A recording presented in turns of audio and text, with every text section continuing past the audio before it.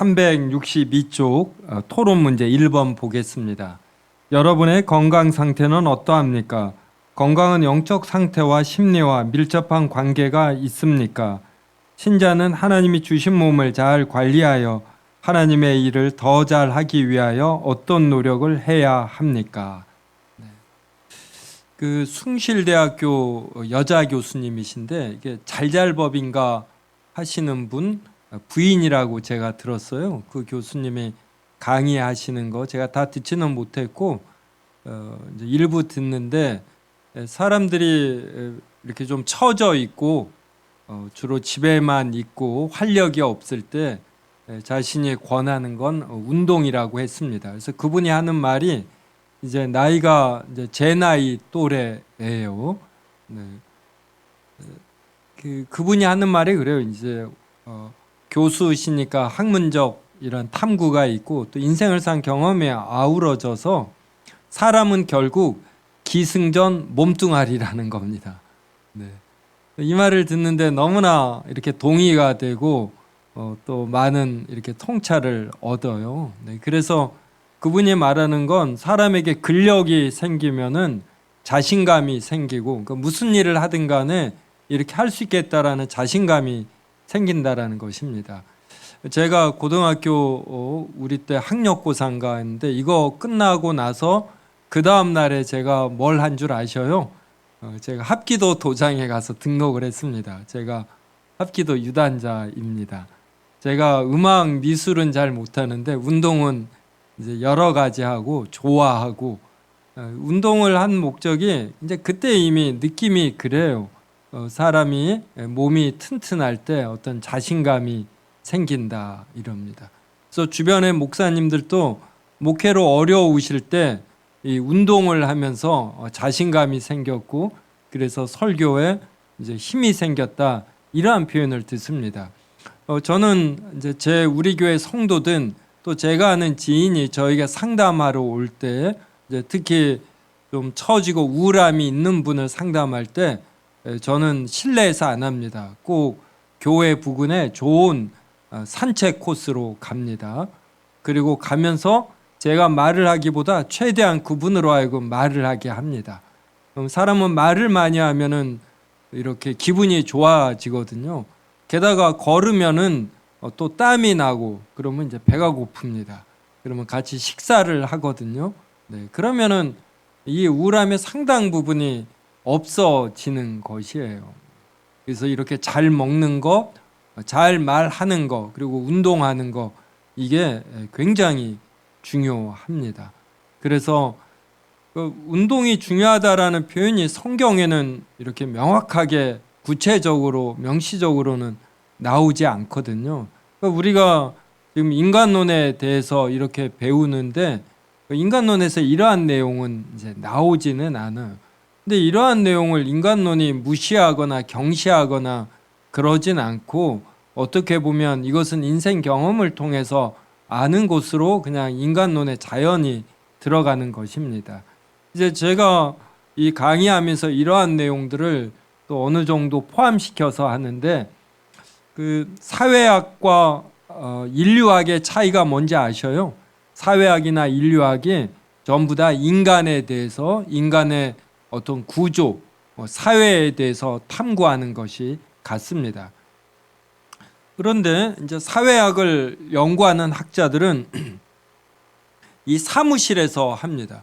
물론 어떠한 추세나 이러한 걸 알기 위해서 이제 설문조사 같은 것도 하지만 대체적으로 사무실에서 학문을 합니다. 책을 통해서 살피고 통계 자료 이런 걸 인용하고 본인이 직접 설문조사를 하지 않는 한은 이미 있는 설문조사들을 이용해서 어떤 사회의 추세를 밝혀내는 거예요.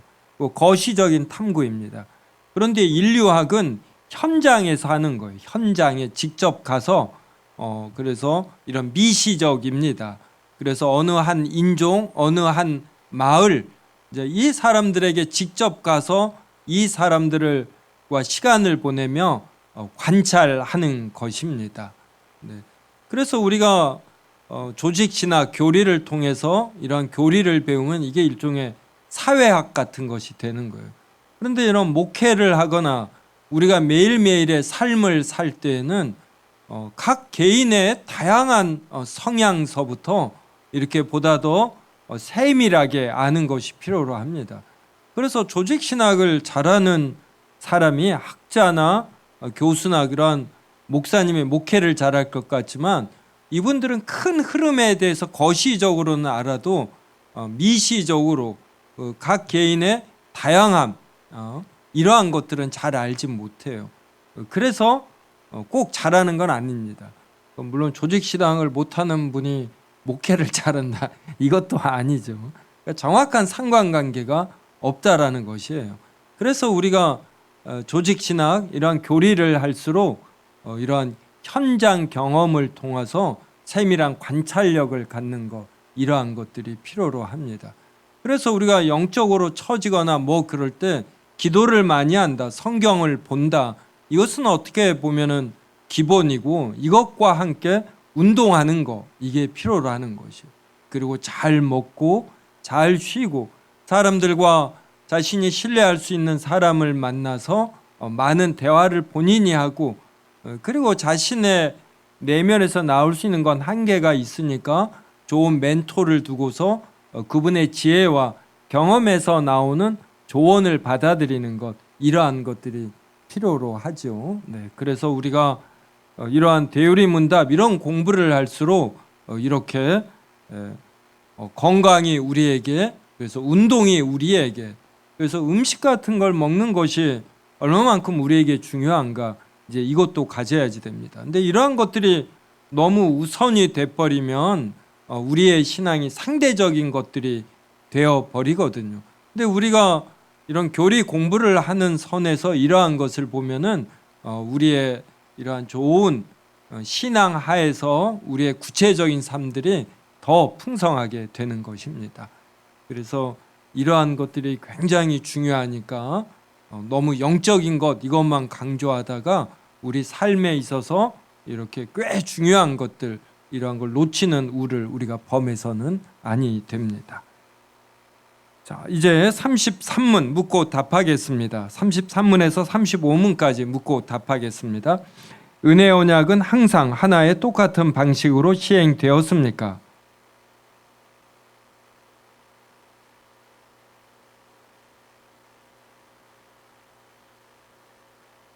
33은 은혜 언약은 구약 아래에서 어떻게 시행되었습니까?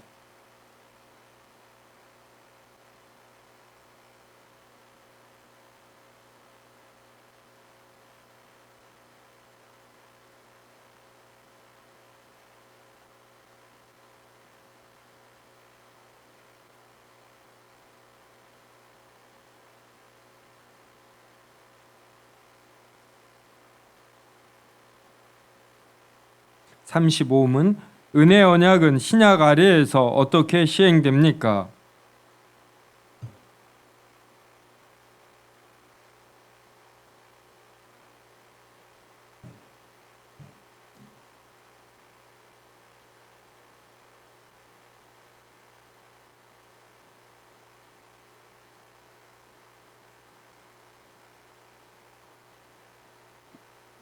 '네. 그래서 이러한 내용을 우리가 알면, 즉 은혜의 언약을 잘 알면 구약 전체를 설교할 때 이 은혜의 언약 하에서 이 구약 이 개념으로 우리가 살펴볼 수가 있어요. 그래서 성경을 깊게 보는데, 그리고 특별히 목사님들은 이 해당 본문에서 이 은혜의 언약의 내용을 기본적인 전제, 기본적인 얼개로 갖고서 설교 틀을 짤 수가 있습니다. 또 신약 성경은 제 35문이 말하는 이러한 형태로 이제 임할 수가 있어요. 그래서 오늘 이 본문이 아주 굉장히 중요합니다. 구약과 신약은 어떠한 면에서 같고 어떠한 면에서 차이가 있는가. 네, 이제 이것을 알면은 이제 제가 아는 권사님이 이제 몸이 많이 아프셔서 침대에 누워 있을 때가 있었어요. 이제 제가 자주 찾아뵙고 기도하고 그랬는데 그 권사님이 그러셔요. 왜 요사이 젊은 목사들은 요셉의 비전에 대해서 그렇게 많이 설교를 하느냐고. 네, 이제 본인이 몸이 아파서 죽을 때가 다가올 때 그 요셉이 총리가 되고 하는 그 비전이 무슨 의미가 있겠습니까?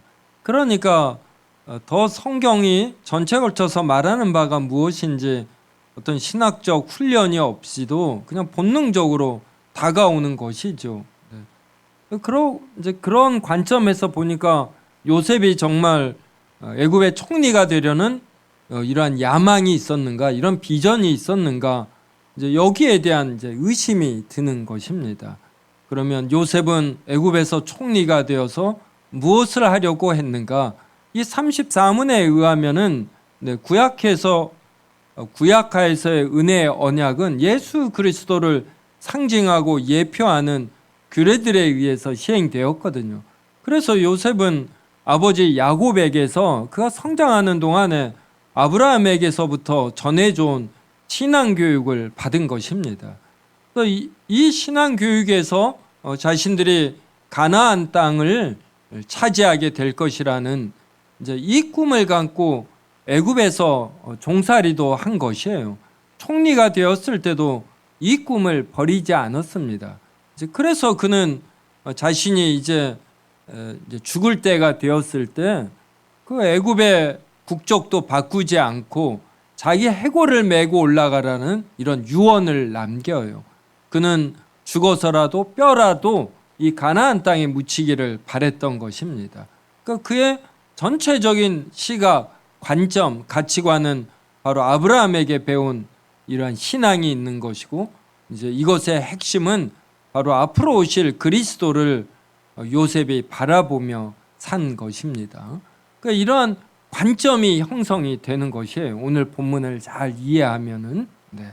그래서 33문 영어로 보겠습니다. The covenant of grace, 은혜 언약은 was not always administered. 항상 이렇게 시행된 것은 아니다. After the same manner, 그러니까 같은 방식을 따라. But 그렇다면 the administration of it, 그러니까 은혜 언약의 시행은 under the Old Testament, 구약하에서는 were different from those. 이 those가 administration of the covenant of grace죠. 그래서 은혜 언약의 시행이 under the New Testament겠죠. 그래서 영어는 반복되는 것은 다 생략을 해버리니까. 그래서 신약하에서의 은혜 언약의 시행은 구약과 이렇게 달랐다 이 말이에요. 그렇다면 구약은 어떻게 시행되었나? 이게 34문에 나옵니다. 자, 영어로 보겠습니다. The covenant of grace, 은혜 언약은 was administered under the Old Testament, 구약하에서 시행되었다. By promises, 약속이죠. prophesies, 예언. 그다음에 sacrifices, 희생제물. circumcision, 할례. 그다음에 the Passover, 유월절. and other types and ordinances, 다른 모형과 규례들. 근데 which 이렇게 관계대명사로 받았어요. 그래서 이 모든 것들은 for signify입니다. 우리가 테니스 같은 데서 앞으로 이렇게 치는 걸 forehand 그러잖아요. signify는 sign, SIGN을 IFI에서 이제 동사화 됐습니다. 그러니까 사인이 뭘 이렇게 나타내는 거잖아요. 그러니까 for sign이니까 미리 나타낸다. 그러니까 예표한다, 예시한다 이 말이에요. Christ then to come. 그 당시에는 이렇게 오실 그리스도를 이렇게 나타내는, 미리 나타내는, 그러니까 한자로 하면 미리 나타낸다, 예표 이렇게 됩니다. 그래서 구약 시대에 이렇게 약속과 예언과 희생제물, 할례, 유월절이 있었어요. 그래서 구약 백성은 이것을 행할 때 유월절을 지키면서 이 유월절 양이 뭘 의미하는가, 이것을 이해해야지 됩니다. 이것을 이해하지 못하고 알지 못하고서 이 유월절을 지키는 건 의미가 없어요. 이것은 하나님의 성전 이 마당만 더럽힐 뿐이고 그들의 고기와 피에 하나님은 이제 진리신 것입니다. 그 당시도 유월절을 지키면서 앞으로 오실 그리스도를 믿음으로 봐야지 돼요.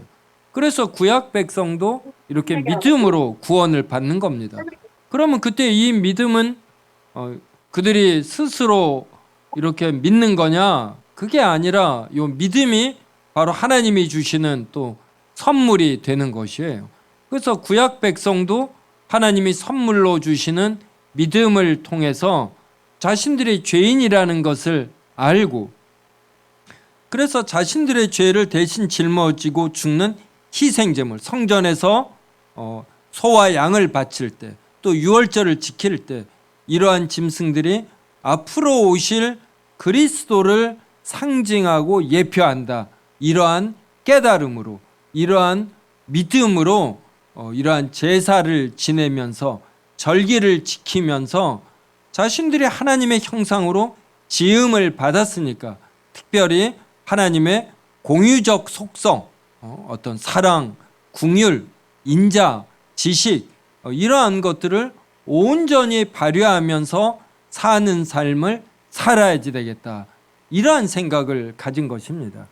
그래서 구약시대의 이스라엘 국가도 단지 국력이 강해지고 영토가 넓어지는 것, 이것이 승리가 아니라 그들의 통치체제 방법까지도 하나님의 율법에 따라서, 그리고 이 하나님의 율법은 하나님의 속성을 반영한 것으로 의해 완전한 규범이 됩니다. 그래서 하나님의 속성이 드러나는 이러한 형태의 제도와 정책을 취하고 각 개인은 하나님의 속성이 드러나는 태도를 취하며 이런 이스라엘이라는 국가를 건설해 가야지 되는 거예요. 그러니까 이러한 면에서 이스라엘과 이 주변 국가들은 통치 이념이나 제도와 정책에 대한 접근 방법이나 이러한 것들이 근본적으로 달랐다라는 것입니다. 그래서 단지 국가가 경제적으로 군사적으로 부유한 것, 이러한 것들이 의미가 없었던 것이에요. 구약시대 이스라엘은 늘 어떤 통치 방식, 이러한 것, 그 다음에 이스라엘 백성들의 삶의 방식이 하나님이 주신 말씀에 따라서 하나님의 속성에 따라 지음을 받은, 즉 하나님의 형상대로 지음을 받은 자로서 그 삶이 드러나는가, 이제 이것이 핵심이었던 것입니다. 그래, which did all for signify Christ then to come이에요. 그리고 and were for that time, 그러니까 구약 시대에는 sufficient, 충분했다. to build up the elect, 택함을 받은 자들을 in faith in the promised Messiah, 그래서 약속된 메시아에 대한 믿음에서 요 택자들을 세우기에 그 당시에는 충분했다, 이 말이에요. 그래서 여기에는 성령으로 이러한 일이 됐다, 이 표현이 대리문답에는 없습니다. 그런데 웨스민스터 신앙고백 제7장이 언약을 다루는데 여기에는 당시에 성령으로 말미암아, 그래서 이러한 표현이 명확하게 나옵니다. 그래서 교재 372쪽을 보셔요. 교재 372쪽 동그라미 3번 보면은 가로 열고 성령의 사욕으로, 그리고 약속된 메시아에 대한 믿음으로 양육하기에 충분. 그래서 373쪽 맨 위에 보면은 둘째 줄에 웨스민스터 신앙고백 제7장 하나님과 맺은 언약 제5절은 그 당시에는 성령의 사역으로 말미암아 약속된 메시아에 대한 믿음을 선택된 자들에게 가르치고 양육하기에 충분하고 유효하였다. 그래서 구약 시대에도 성령님이 계신 것이에요. 그래서 성령님께서 역사하셔야만 강팍한 사람들의 이 돌같은 마음이 살처럼 부드러워집니다.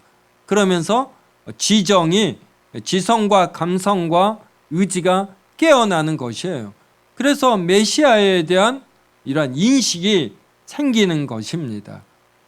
그러면 성령님이 오순절날 오셨다 그러지 않습니까? 이제 이 부활절 되었는데 예수님이 죽으시고 50일이 되는 날 이렇게 이제 오셨다. 그래서 우리가 이제 오순절이라고 하거든요. 그러면 예수님이 승천하시고 나서 오순절 때 오셨는데 그러면 그전에는 어디 계신 겁니까? 그러니까 이 부분을 해결해야만이 성령론이 이해가 되는 거예요. 이제 이거를 이해하지 못하면 늘 불안정해집니다. 그래서 성도님들도 오늘 이 시간을 통해서 이걸 확실히 정리해 보셔요. 우리가 앞에서 삼위일체 공부할 때 먼저 속성이 나옵니다. 하나님의 속성. 그 다음에 삼위일체가 나와요.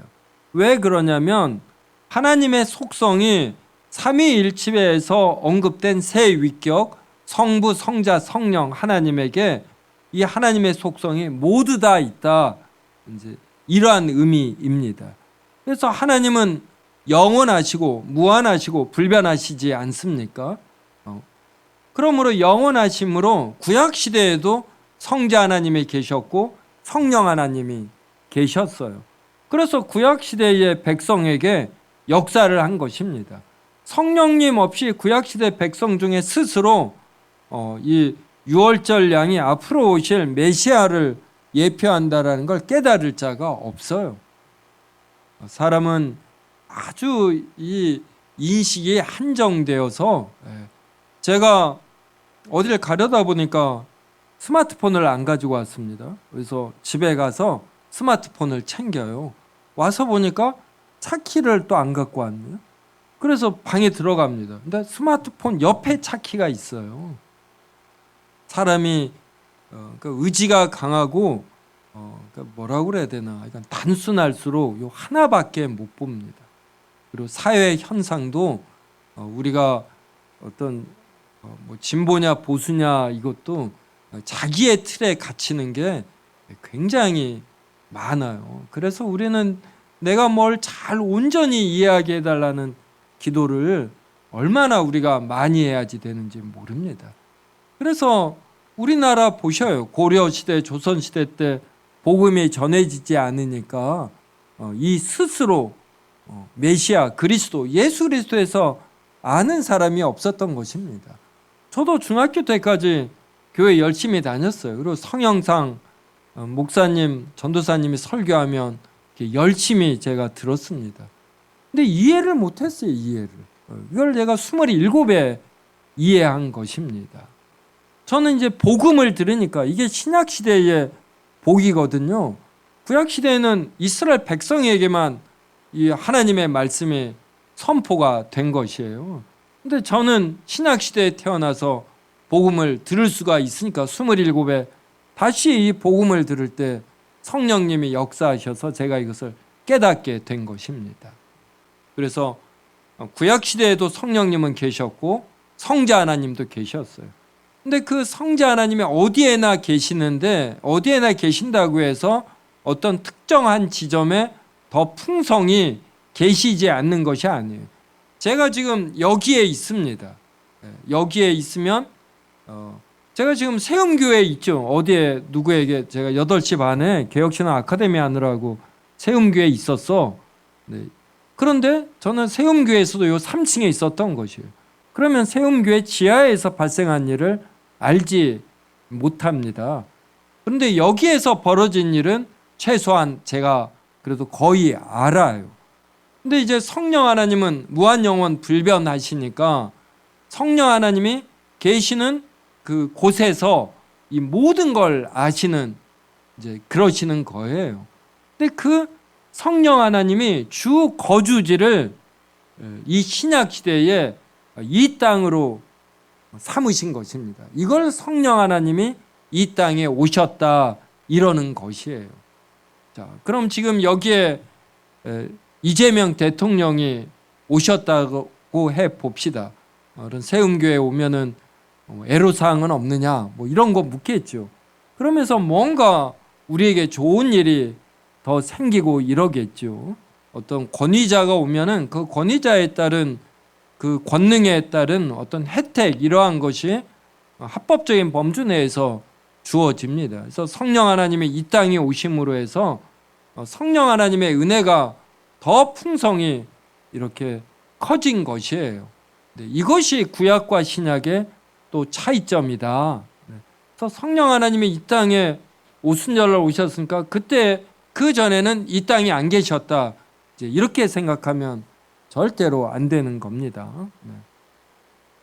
그래서 웨스민스터 신앙 고백은 성령의 사역으로 말미암아라는 구절이 명시되어 있어요. 근데 대유리 문답에는 없어서 제가 가로로 이렇게 해놔서 약속된 메시아에 대한 믿음으로 양육하기에 충분한 것이 성령의 사역으로 인한 것이다. 이제 이것을 제가 강조하고자 했던 것입니다.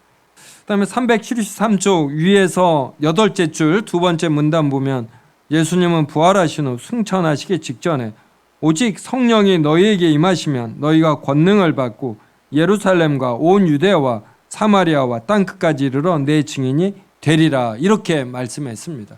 그래서 신약 성경은 이 순서를 따라서 진행이 되잖아요. 그래서 예루살렘, 온 유대에 복음이 전파되고 이제 핍박을 피해서 예루살렘에 있는 사도들을 뺀 다른 모든 사역자들이 예루살렘을 벗어나 이제 도망갑니다. 그러면서 복음을 전해요.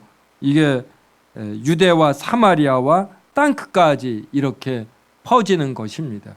근데 이 일을 누가 하시냐면 하나님이 하시는 거예요. 그래서 땅끝까지 이르러 내 증인이 되리라예요, 되라예요. 이 되리라예요. 그래서 너희는 내 증인이 될 것이다. 이런 하나님의 선포인 것이에요. 그래서 오직 성령이 너희에게 임하시면, 그래서 하나님께서 성령님께서 이 땅에 이렇게 오시게 하시고, 그러면서 이 복음이 전 민족에 전파되게 하십니다. 이제 이 일에 우리가 이제 사용되어지는 것 뿐인 것이죠. 그래서 창세기 12장에서도 아브라함에게 내가 너로 큰 민족을 이루게 하겠다 이럽니다. 큰 민족을 이루라가 아니라 하나님이 주어예요. 그래서 창세기 12장 2절 3절과 사도행전 1장 8절이 이 궤를 같이 하는 것이에요.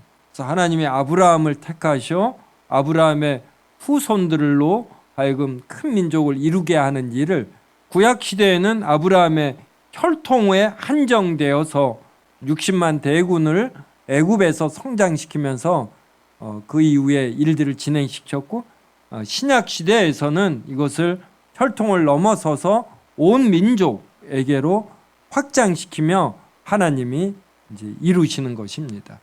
그래서 이 언약을 잘 이해하면은 사도행전 창세기 12장 2, 3절이 너는 내가 너로 하여금 큰 민족을 이루게 하고 해서 하나님이 주어라는 것도 명확하게 알게 되고, 사도행전 1장 8절도 내 증인이 되라가 아니라 왜 되리라인가 이것도 명확하게 알게 됩니다.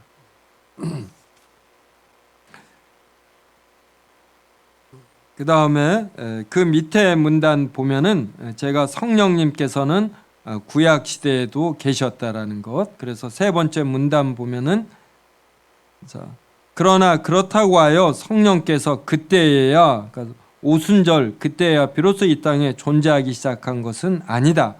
삼위일체에서 살펴본 것처럼 성령께서 성부와 성자처럼 영원하심으로 존재하시지 않았던 때가 없었다.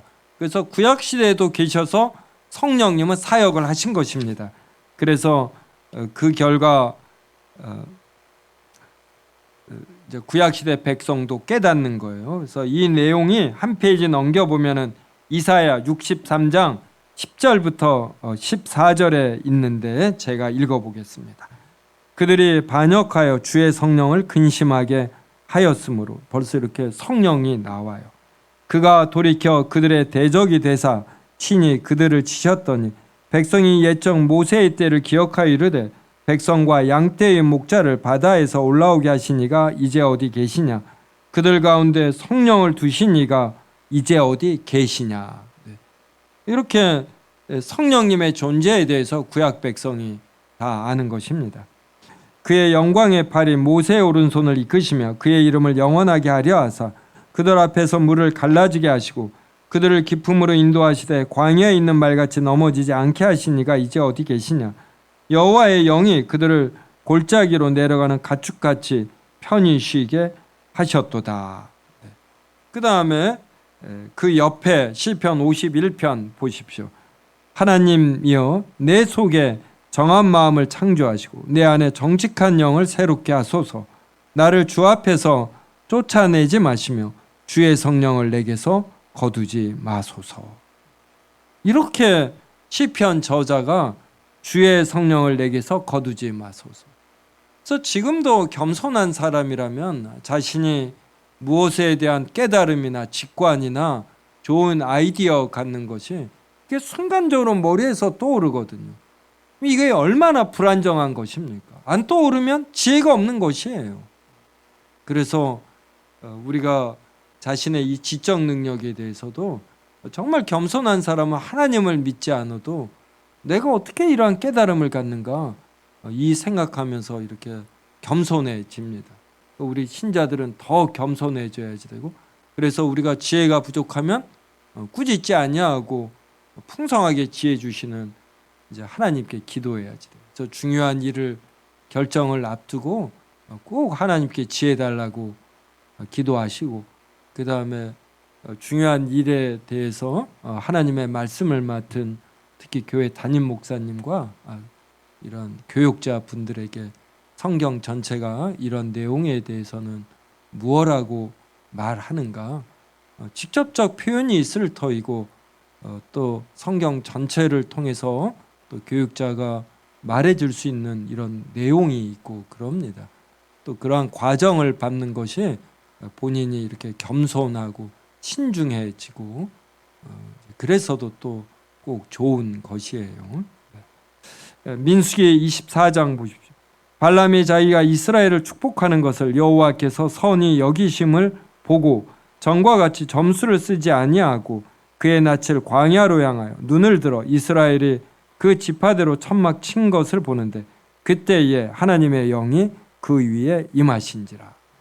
또 성도 여러분이 이런 하나님의 성령께서 구약 시대에도 계셨다, 이러한 관점으로 성경을 한번 보셔요. 또 그럴 때야 이 삼위일체적 해석을 하는 겁니다. 그래서 아브라함 창세기 12장 1, 3절에서 아브라함에게 말씀하시는 하나님이 바로 삼위일체 하나님이신 거예요. 성부만이 아니라 성자도 같이 말씀하시고 성령도 같이 말씀하시고, 그래서 큰 민족의 조상이 되려면 아브라함의 이름을 창대하게 하려면 예수님이 어떻게 해야지 됩니까? 성자 하나님이 때가 되면 십자가에 못 박혀 죽으셔야지 되는 거예요. 그래서 이 창세기 12장 2절 3절에서 성자 하나님의 때가 되면 십자가에 죽는다는 이 내용을 읽을 줄 알아야지 돼요. 그리고 아브라함이 이것을 깨닫고 많은 시련 가운데도 하나님이 주신 이 말씀을 기억하며 자신의 본토 친척 아비집을 떠나 가나안 땅에 가는 것, 이게 지금 우리는 창세기 몇 장으로 보니까 쉬워 보이는데 우리가 지금 풍성한 신약 성경이 있어도 이렇게 하나님 중심, 교회 중심의 신앙생활하기가 쉽지 않습니다. 이게 성령 하나님이 같이 하셔야만 이게 가능한 것이거든요. 그러니까 창세기 12장 2절 3절에서 성령 하나님을 이제 읽을 줄 알아야지 돼요. 특히 우리는 신약 성경이 있으니까 이것을 가지고 구약 성경을 볼 때 이제 이러한 면이 신약 시대에 사는 우리의 복인 것이거든요. 그래서 이만큼 성령의 사역으로 이제 이 대목이 중요한 것이에요. 그러니까 되어리 문답이 아주 장점이 많고 신앙 고백이 다루지 않는 것도 다루지만 또 이 웨스민스터 신앙 고백과 같이 더불어 볼 때 더 온전해지는 것입니다. 그래서 히브리서 11장에 보면은 믿음은 바라는 것들의 실상이요 보이지 않는 것들의 증거니. 그래서 이 믿음을 보이지 않는 것이거든요. 근데 믿음이 여기에 대한 증거를 갖게 해요. 그럼 이러한 믿음을 누가 줍니까? 하나님이, 성령 하나님이 주시는 거잖아요. 그래서 히브리서 11장에는 구약 시대에 우리 믿음의 선배들이 나오거든요. 이런 굳건한 믿음을 가진, 이 굳건한 믿음을 가진 이들이 모두 다 성령 하나님이 주신 이 믿음을 장착하게 된 것이에요. 그래서 이 믿음을 강하게 발휘될 때 이렇게 모세 같으니 또 노아, 모세, 다니엘 이런 많은 신앙의 선배들이 나오는 것입니다. 성령 하나님의 역사함 없이 어떻게 이들이 이런 강한 믿음을 가질 수 있습니까? 제 생각에 그 노아의 홍수 이후 그 노아의 방주에서 노아가 동물들과 나올 때 노아가 활짝 웃는 모습, 이런 사진 보셨어요? 그림? 저는 이거 잘못 그렸다고 생각합니다. 정말 그 강한 멘탈이 아닌 한 배에서 나오는데 모든 사람이 죽어 있잖아요. 그럼 이거는 엄청난 외상후 뭐라 그래, 스트레스라고 하네, 거기에 있는 거거든. 모든 동물들이 죽어 있고 우리만 살림 받았다, 너희들 까불더니 잘 됐다, 그러면서 활짝 웃는다. 이건 이상한 것이에요. 그 모든 사람이 죽어 있고 자신이 알던 모든 자연 환경이 파괴되어 있는데 이제 8명만으로 이걸 새로운 세상을 건설해야지 돼요. 그 짐이 얼마나 크겠습니까? 아마 하도 이게 스트레스가 심해서 포도주를 취할 정도로 먹지 않았나, 뭐 이런 생각이 들 정도거든요. 이걸 다 노아가 견디는데 성령님과의 교통 없이 노아가 이걸 견뎠겠습니까? 이걸 봐도 성령님과 노아는 동행한 자인 것이에요. 그러니까 이러한 내용으로 이 교리를 보고 그러면 교리가 이렇게 딱딱하고 냉철한 것이 아니라 이렇게 뜨거움이 흐르는 이런 문장이 되는 것입니다. 그래서 다시 34문 364쪽으로 가겠습니다. 그래서 for that time, 그래서 그때는 sufficient, 이게 중요한 것이에요. 그래서 구약 백성이 충분한 것입니다. 약속된 메시아에 대한 믿음, 이것을 갖고 이렇게 해서 사는데, 그래서 by whom, 그래서 요 whom이 앞에 있는 the promised 메시아를 받겠죠. 메시아에 의해서 they, 구약 백성이요, then 구약 시대에 had full remission of sin, 죄에 대한 아주 온전한 사죄, 이때는 full이 온전한이죠, 사죄, 그리고 eternal salvation, 영생을 얻었다.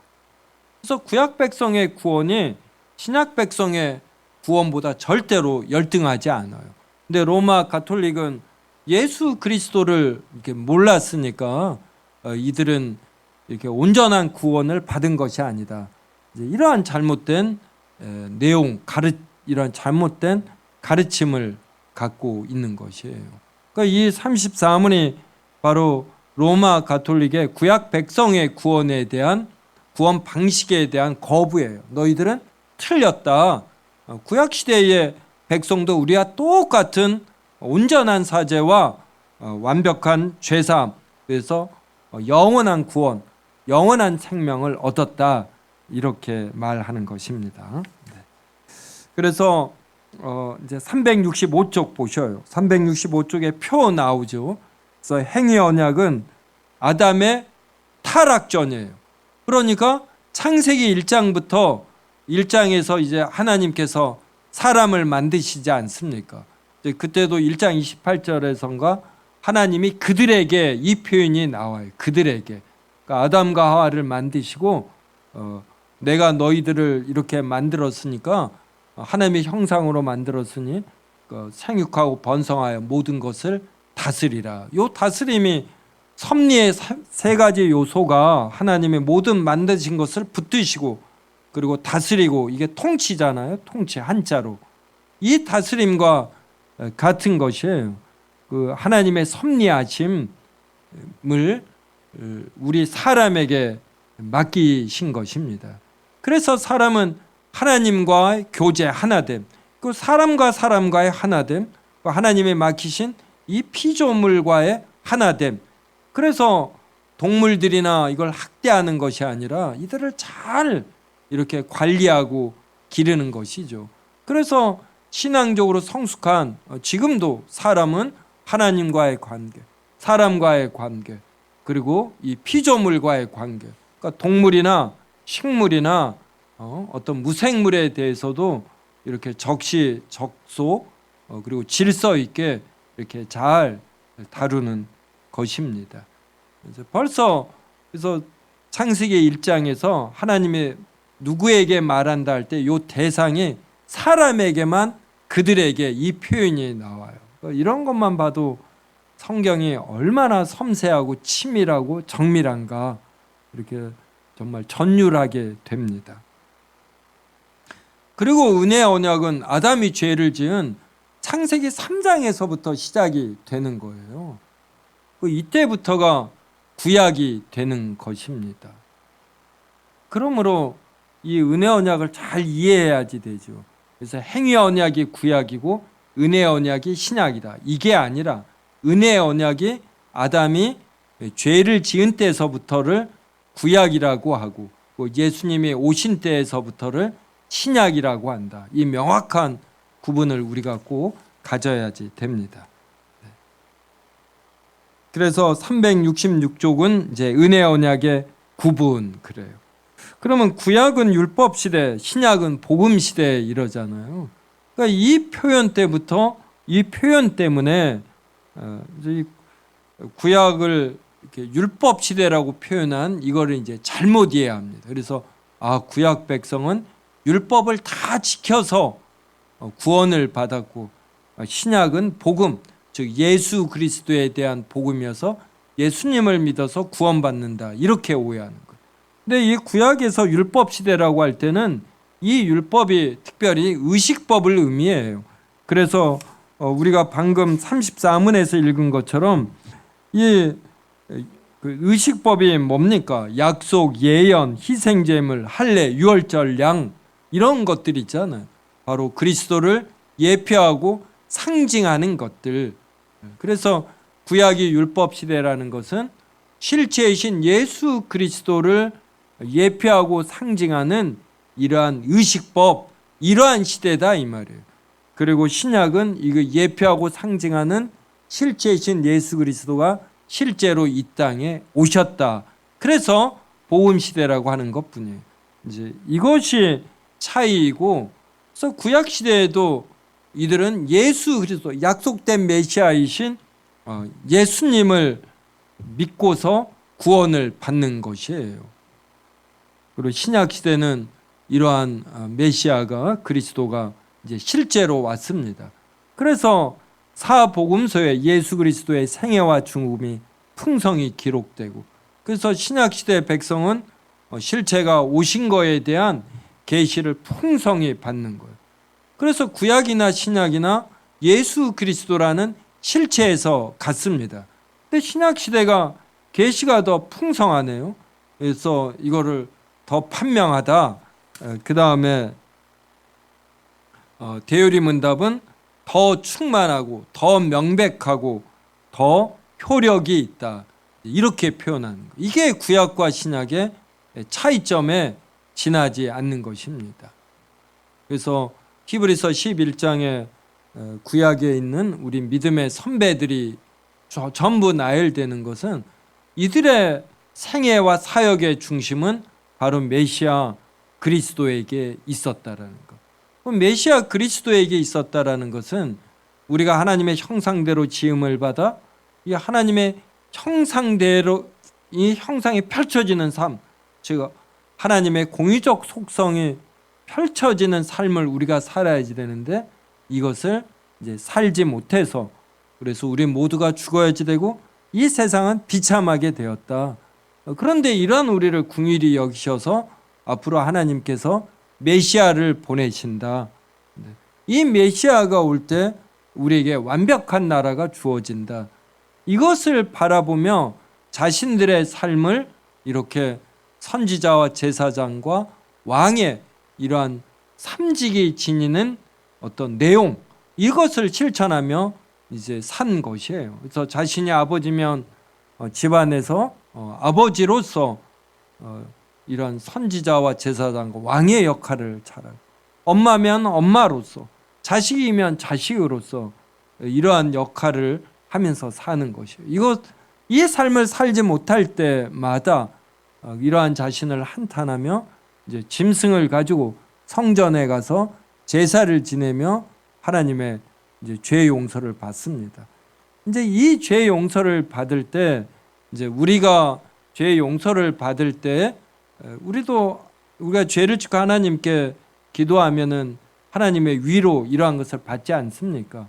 근데 이 위로의 정도가 구약 시대보다는 신약 시대가 이제 더 컸다 이렇게 볼 수 있죠. 이제 성령 하나님이 이 땅에 오셔서 아예 우리 안에 내주하시잖아요.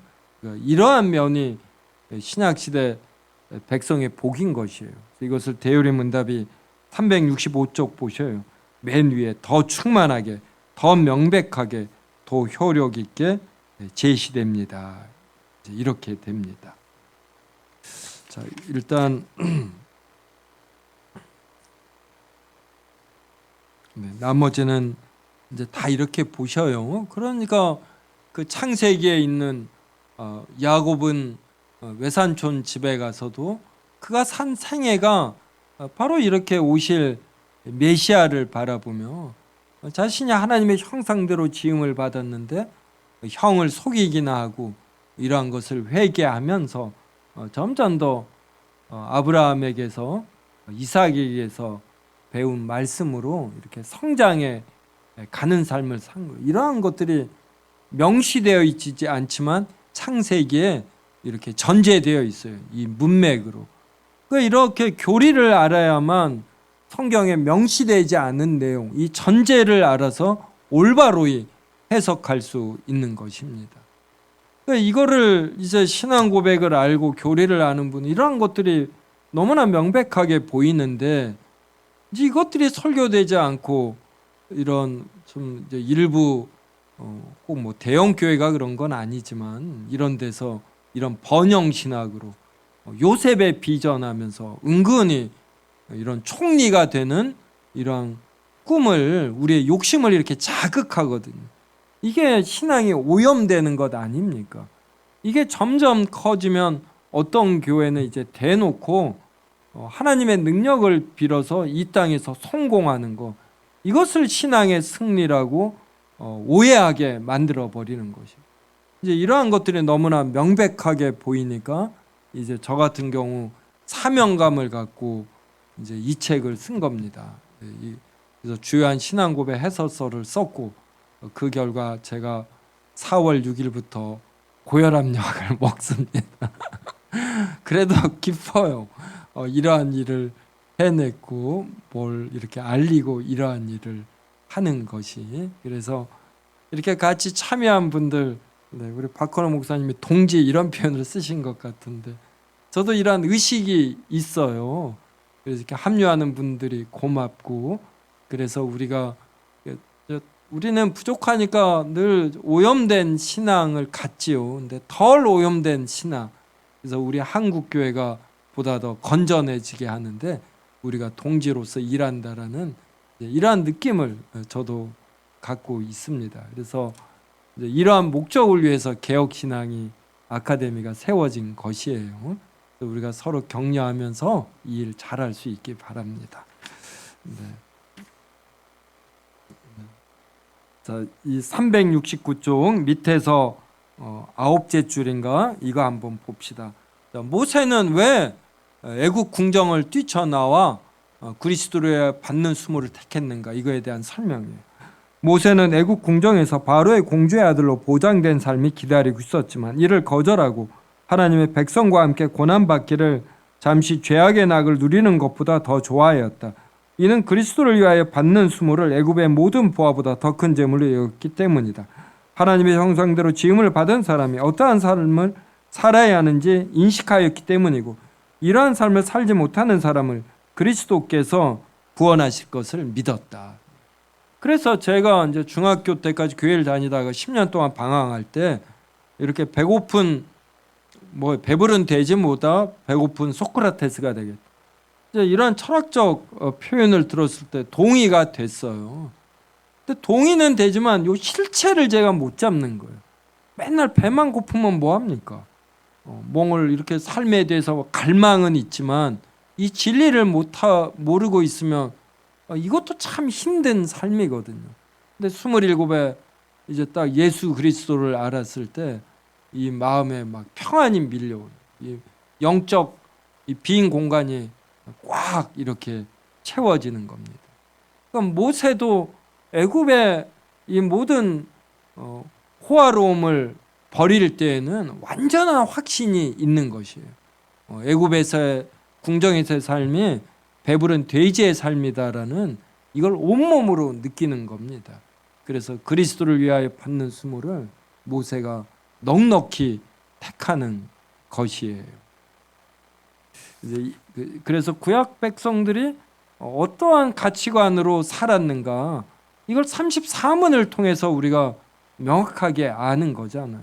그러면 이것이 지금 우리에게 이제 전제가 되고 내재가 되면은 구약 성경을 읽을 때 해석이 달라지는 거예요. 열왕기 상이나 하나. 그래서 이 구약 북이스라엘의, 특히 북이스라엘의 왕들이 왜 그런 삶을 살았는가? 그들은 애굽의 궁정을 택한 거예요. 그리스도를 위하여 받는 수모의 가치를 이들은 믿음이 없어서 이런 걸 몰랐던 것입니다. 혹은 믿음이 약해서 아주 신앙의 삶이 약하게 구현이 된 것이에요. 그래서 이러한 이스라엘에 대해서 하나님이 진노하셔서 이제 남유다마저 바벨론에게 멸망당하게 하는 것이죠. 그래서 지금 시대도 한국 교회들이 이제 이러한 것들을 깨달아야지 되는 것입니다. 교회가 진정 이런 하나님의 말씀 진리, 영광을 붙들고 있는가, 아니면 오염된 거를, 그래서 자기 자신이 하나님의 능력으로, 하나님의 영광으로 자신이 높아지기를 바라는가. 이 순서가 바뀌면 절대로 안 되는 것이죠.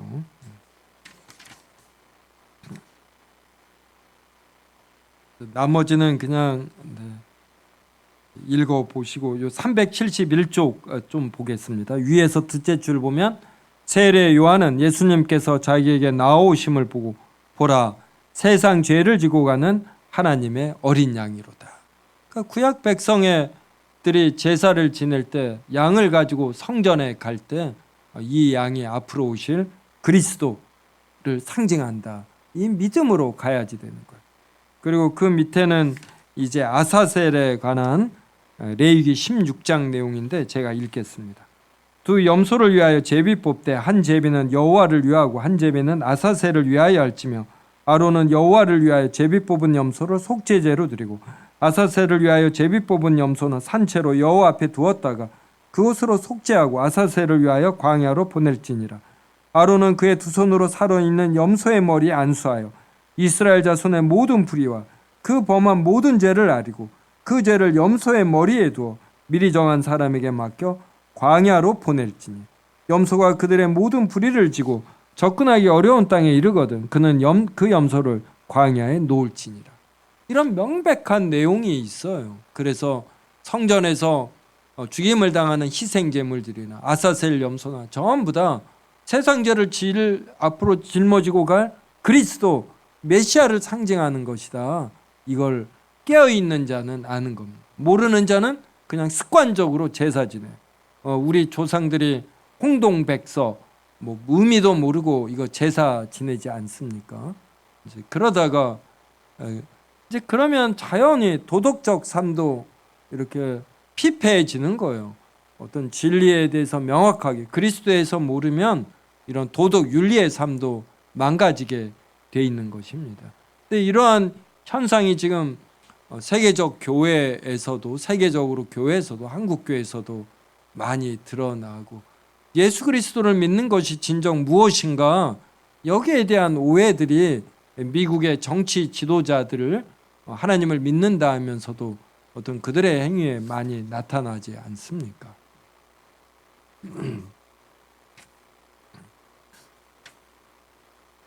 네, 10분 쉬었다가 35문 중심으로 진행하겠습니다.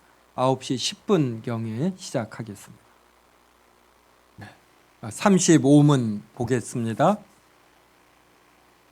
네, 35문, 은혜 언약은 신약 아래에서 어떻게 시행됩니까? 364쪽입니다. 그래서 한글은 실체이신 그리스도가 나타나신 때인 신약 아래에서 똑같은 은혜 언약의 말씀의 선포, 그리고 세례와 성찬의 성례 집행으로 시행되었고 지금도 여전히 시행되어야 합니다. 이런 방식으로 은혜와 구원이 모든 민족에게 더 충만하게, 더 명백하게, 더 효력 있게 제시됩니다. 이걸 영어로 보겠습니다. Under the New Testament, 이제 신약 아래에서, 근데 이 신약 아래가 뭔지를 when 이하로 설명해 줍니다. when Christ, 그리고 the substance예요. 이게 이제 동격이죠. 그리스도인데 바로 실체이시다. 그러니까 구약이 예표했던 것들, 이렇게 할례, 유월절, 희생제물, 이것들이 예표했던 요 실체가 그리스도이시다. 그래서 was exhibited, 그래서 실체이신 그리스도가 나타나신 것, 이것이 더 뉴 테스터먼트이다 이 말이에요. 그래서 the same covenant of grace, 똑같은 은혜의 언약이 was 과거입니다. and still is 현재예요. to be administered 시행되어야 한다. in the preaching of the word, 말씀의 선포. 그래서 이 말씀의 선포라는 것은 이렇게 약속, 예언, 희생제물, 할례, 유월절, 그리고 다른 모형과 규례, 이런 것들이 예표했던 그리스도에 대한 이런 또 풍성한 설명, 이제 이거예요. 그래서 이제는 이러한 예표를 하는 구약 시대의 이런 제사제도 같은 것들이 이제 실체가 왔으니까 사라지고, 실체가 왔다라는 것을 풍성하게 드러내는 이러한 말씀 선포 이 말입니다. The preaching of the word. 그 다음에 and the administration of the sacrament of baptism. 이것은 세례의 성례, and the Lord's Supper, 주의 성찬의 성례거든요. 그래서 세례와 성찬, 이것이 이제 실체이신 그리스도의 생애, 그리고 고난과 죽음과 부활, 이제 이러한 것을 나타내는 것입니다. 그래서 구약 시대에 있었던 이러한 약속, 예언, 희생제물, 할례, 유월절, 양, 이러한 것들은 이제 다 없어지고 이제 말씀 선포와 이런 성례, 이것이 중요해진 것이에요. In which, 그래서 이것들에서 grace and salvation, 은혜와 구원이 이제 held forth, 이렇게 제시된다. in more fullness가 더 충만하게, 그다음에 in more evidence가 보다 더 명백하게, and in more efficacy, 더 효력 있게, 그리고 to all nations, 모든 민족에게. 구약에서는 이러한 것이 이제 유대인들에게 한정이 되었더라면 신약 시대에서는 모든 국가에게 된 것입니다. 그래서 신약 성경을 이제 우리가 볼 때는 이렇게 실체이신 그리스도께서 오셔서 구약에 이러한 예표했던 것들이 실체로서 그리스도가 이 역할을 다 하셨다. 그럼 이 역할들을 왜 하셨는가? 하나님께서 우리를 하나님의 형상으로 지으셨는데, 이제 아담이 죄를 지으면서 이 하나님의 형상이 이제 손상되었죠. 이제 예수 그리스도로 인해서 성령 안에서 이것이 회복되었습니다. 그래서 하나님의 형상이 회복된 자로서 이러한 삶을 더 풍성히 또 살도록, 그래서 그리스도께서 오셨고 또 성령께서도 오신 것입니다. 그래서 신약 백성은 구약 백성보다 더 충만하고 더 명백하고 더 효력이 있으니까 이런 걸 받은 자로서의 그 삶도 더 충만하고 더 명백하고 더 효력 있게 이제 살아야지 되는 것이에요. 그래서 성경은 이제 우리가 이런 말 많이 듣습니다. 노아 언약, 자연 언약, 다윗 언약. 이 언약에 관하여 뭐 여러 이름들이 붙어요. 근데 이런 거 다 몰라도 되고, 이것들은 그냥 미세한 차이밖에 없어요. 그냥 언약은 행위 언약과 은혜 언약이다. 그리고 행위 언약은 창세기 3장에서 아담이 죄를 짓기까지예요. 그때에는 아담에게 이 자유의지가 있는데, 이 자유의지가 선한 것을 원할 수가 있었어요. 이 물건을 보면은 이 악한 마음, 견물생심이 아니에요. 이 좋은 걸 보면 막 이걸 기뻐하고 누구하고 같이 나누고 싶고 그랬어요. 근데 동시에 이것이 변할 가능성도 이제 있었던 것이죠. 그러다가 우리가 아담이 죄를 지으면서 그때부터는 죄를 안 짓는 것이 이제 불가능하게 된 것입니다. 늘 이런 죄를 생각을 하는 것. 그러다 우리가 구원을 받으면서 이렇게 선한 걸 원하기도 하고 이제 악한 걸 원하기도 하고, 그러다가 예수 그리스도가 재림하면 그때는 이제 늘 선한 것만 원해요. 그래서 죄를 짓는 것이 불가능합니다. 그러니까 우리가 죄를 안 짓는 것이 불가능한 존재에서 우리가 이제는 선한 걸 원하기도 하고 악한 걸 원하기도 하는 상태고, 우리가 죽으면은 우리는 이러한 죄의 잔재로부터도 완전히 자유로워지는 것. 그래서 신자의 죽음은 이제 복된 것입니다. 최근에 우리 교회 두 분이 좀 갑작스럽게 돌아가셔서 많은 슬픔이 있고 그랬는데, 이제 우리는 신자의 죽음을 이렇게 죄성으로부터 자유로워지고 육신의 고통으로부터 자유로워지고 이 땅의 어떤 비참함으로부터 자유로워지는 또 이런 복된 상태로의 감, 이러한 시각도 꼭 있어야지 되는 것이에요. 우리가 그러니까 신약 백성이 얼마나 복이 큽니까? 이 신약 성경이 있다라는 것.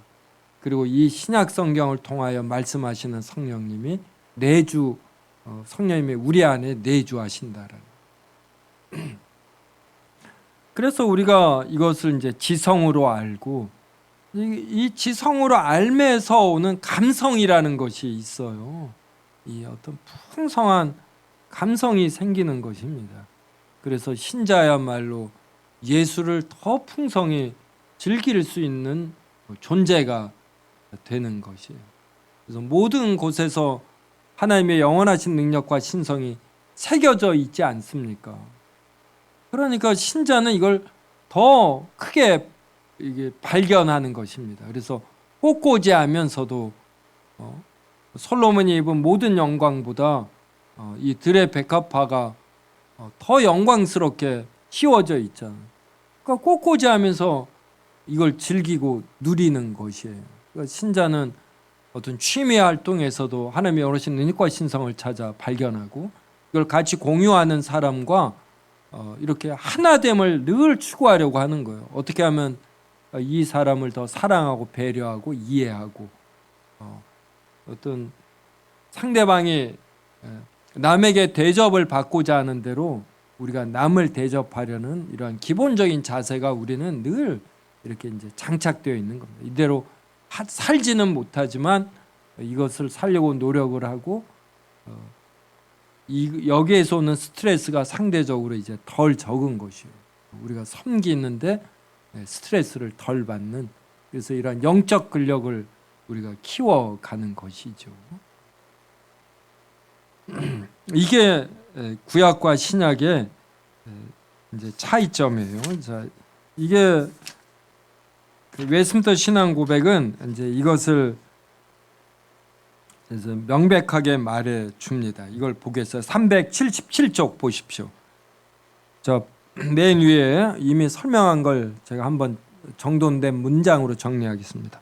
보통 구약을 율법이라 부르고 신약을 복음이라고 부르는데, 이것은 구약은 율법의 행위로 생명과 구원을 얻는다는 의미가 아니다.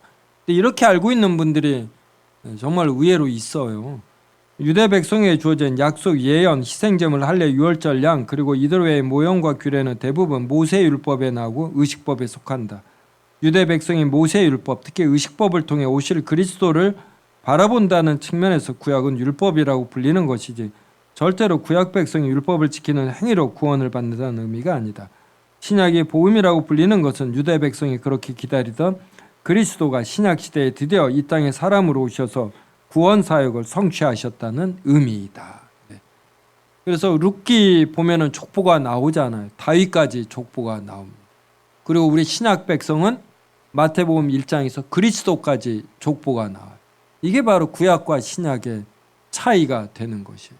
신약 백성은 그리스도께까지 이어지는 족보, 그리스도에 대해서까지 풍성한 계시를 갖고 있어요. 그러니까 더 충만하고 더 명백하고 더 효력이 큰 겁니다. 하지만 구약이나 신약이나 실체는 같은 것이에요. 그 다음에 왜 구약에 비하여 신약의 이 규례는 말씀과 성례 이 두 가지뿐인가? 이거는 이제 구약 시대에는 실체가 안 와서 더 자극적이고 더 화려한 이러한 의식이 필요로 했던 것입니다. 그래서 짐승을 잡아주기는 이 짐승 하나를 잡아주기려면 돈이 얼마나 듭니까? 그러니까 구약 백성은 희생제물을 한 번 드릴 때마다 상당한 결심을 해야지 돼요.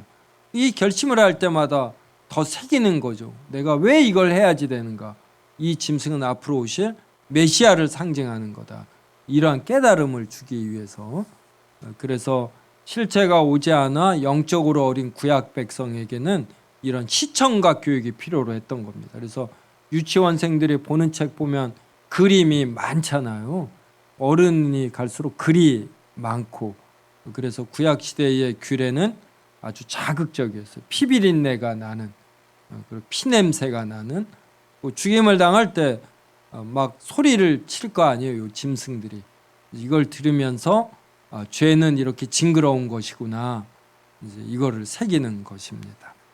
네, 이러한 내용이 여기에다 나오니까, 책에 나오니까 읽어 보셔요. 네.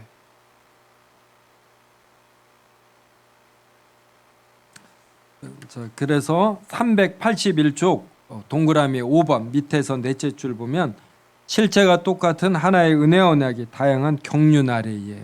네. 이런 건 그냥 외워버리면 좋아요.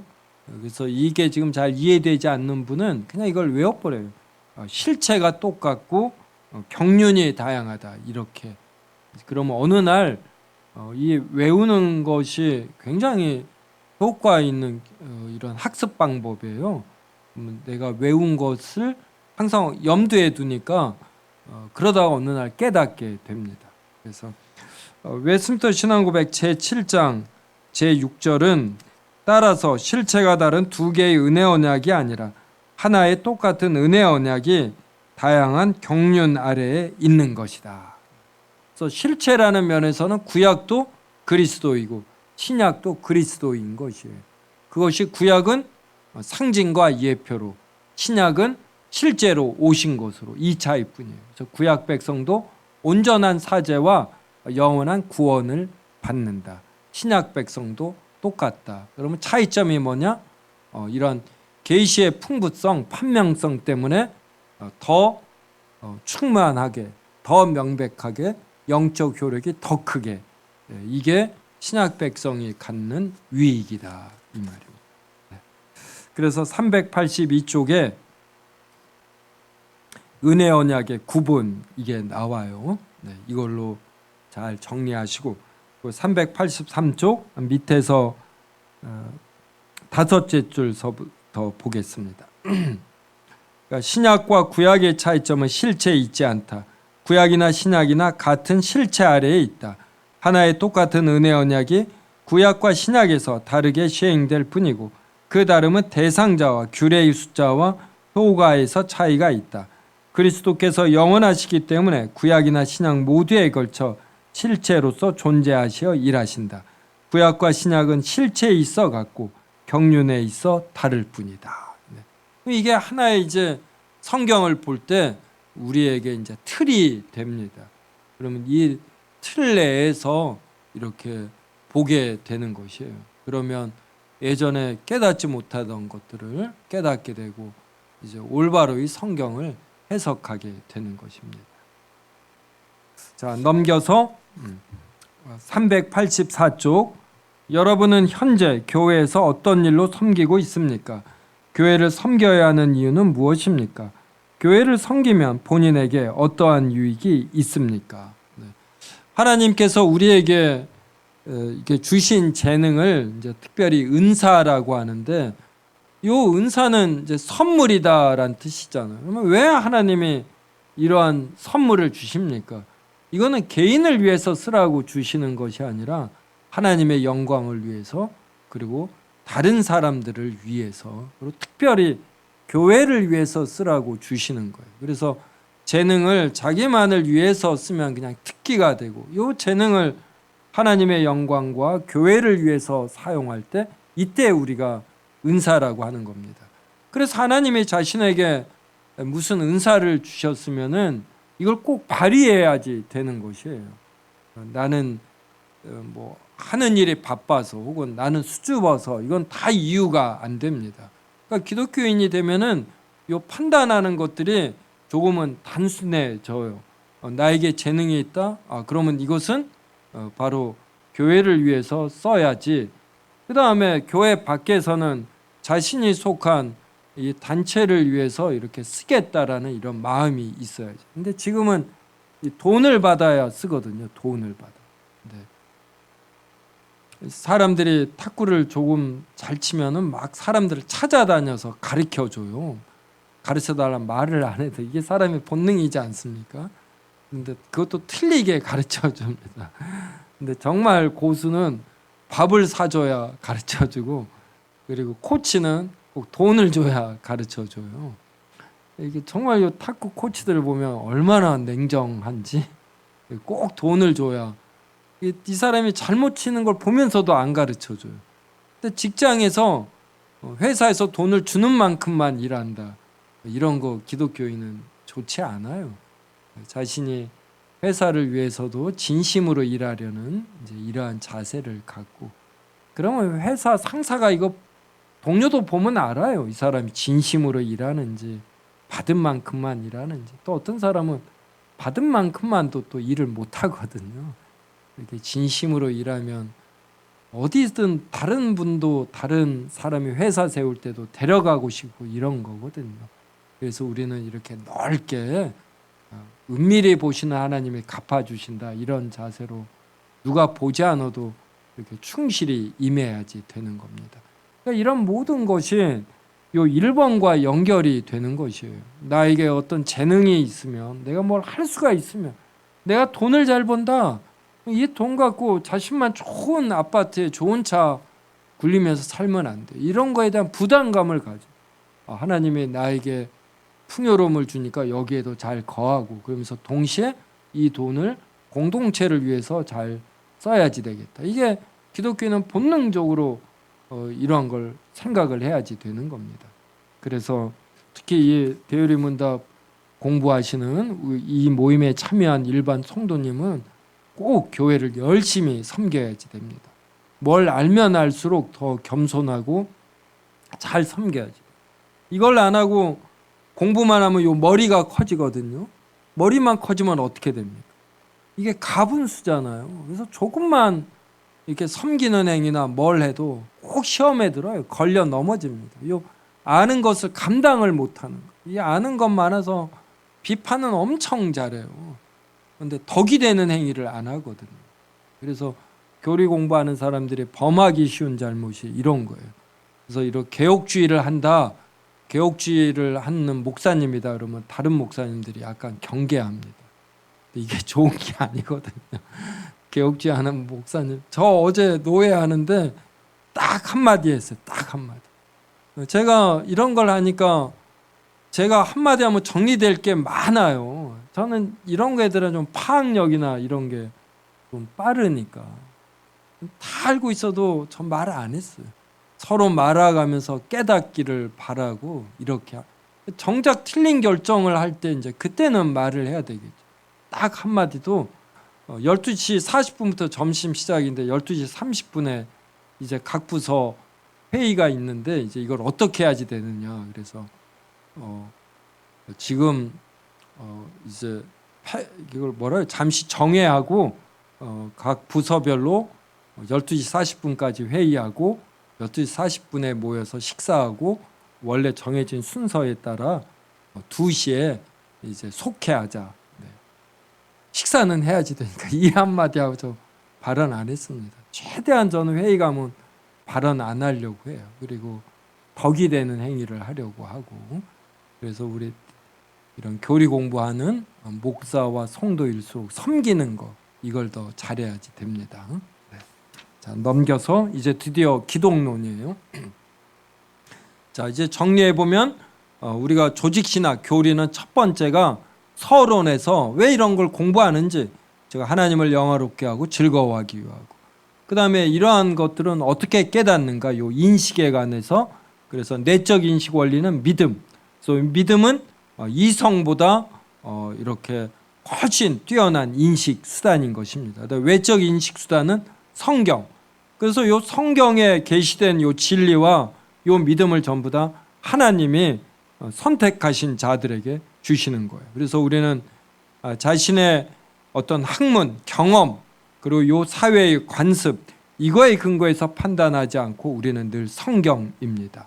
그래서 여러분이 뭘 판단할 때 이렇게 본능적으로 떠오르는 생각이나 물론 이제 성경에 의해서 그렇게 떠오를 수 있는데, 이제 늘 성경이 뭐라고 하나 이 생각을 하고, 그 다음에 요 이성보다 요 믿음으로 이런 직접적이고 즉각적인 성경의 내용에 근거한 통찰, 이러한 것들을 중시 여겨야지 됩니다. 그 다음에 신론이에요. 그 다음에 하나님에 대해서 배웠죠. 그래서 삼위일체에 대해서 배우고, 그 삼위일체가 하시는 일이 바로 작정입니다. 영원하시고 무한하신 하나님이 모든 걸 뜻하시잖아요. 그리고 이것을 계획하십니다. 이걸 작정이라고 그래요. 하나님의 뜻에서 나오는 계획, 하나님의 뜻으로 말미암은 경륜, 이게 이제 실행이 돼야 되는데, 이게 창조와 섭리로 실행이 됩니다. 창조는 무에서 만물을 만드는 것이고, 섭리는 요 만들어진 만물을 하나님이 붙드시고 다스리시고, 그다음에 이제 붙드시고 다스리시는데, 그래서 이 태양이 지금도 돌아요. 하나님이 이렇게 붙드시니까. 근데 요 인격적 존재는 하나님이 다르게 대우하시거든요. 다르게 붙드시고 다스리셔요. 이것을 특별히 협력이라고 그래요. 그래서 인격적 존재인 천사와 사람에 대해서는 하나님이 다르게 붙드시고 다르게 다스리신다. 이 부분을 특별히 협력이라고 우리가 구분하기도 합니다. 그래서 섭리의 두 요소 하면은 붙드심과 다스리심이고, 이제 셋 요소도 하면 여기에 협력이란 부분을 두는 거예요. 그래서 하나님이 붙드시고 다스리시는데, 이러한 요 섭리의 능력을 가장 많이 준 존재가 사람이에요. 그러니까 하나님의 형상대로 지음을 받았다라는 것은 사람이 하나님의 공유적 속성을 갖고 이렇게 주어진 사람과 피조물을 붙들고 다스리는 거예요. 그래서 자신이 가장이다. 그러면 이 가정을 잘 붙들어야지 돼요. 그리고 잘 다스려야지 되는 겁니다. 이걸 위해서 모든 사람은 선지자, 제사장, 왕의 직분이 주어진 것이에요. 그래서 이 세 직분을 자기의 자리에서 이렇게 잘 발휘하는 것, 이게 우리의 인생의 목표인 것이에요. 그리스도인이 되어간다라는 건 하나님의 말씀에 의해서 이 세 직분을 자신의 위치에 따라서 잘 수행한다, 이런 거예요. 네, 그걸 배우고, 그다음에 이제 인간론에서 사람의 타락 뭐 이런 걸 배웠죠, 지금까지. 그다음에 이제 그리스도에 대해서 배우는 거, 이걸 한자로 기독이라고 그래요. 그다음에 뭐에 대해서 배우겠습니까? 우리가 신론에서 성부 하나님이 특별히 작정과 창조와 섭리의 일을 하셔요. 그리고 기독론에서 그리스도께서 하시는 일을 배우고, 그 다음에 이제 성령에 대해서 성령이 하시는 일을 배워요. 이걸 성령론이라고 하는데, 지금은 구원론으로 많이 알려져 있어요. 그래서 하나님은 우리에게 구원을 주실 때 그리스도만을 주시지 않냐고 성령 하나님도 주셔요. 그래서 성령 하나님이 우리를 이제 하나님께로 부르시고, 그럴 때 우리가 이걸 뭘 모르잖아요. 그 우리의 지정의를 깨우쳐 주십니다. 네. 이제 그리고 우리를 의롭다 하시고, 이제 이러한 거를 지금은 구원론이라고 하는데, 정확하게는 이 모든 일을 성령이 하시니까 성령론이 돼요. 네. 이 말을 하는 건 이제 기독론 했으니까 그 다음에는 성령론이 된다.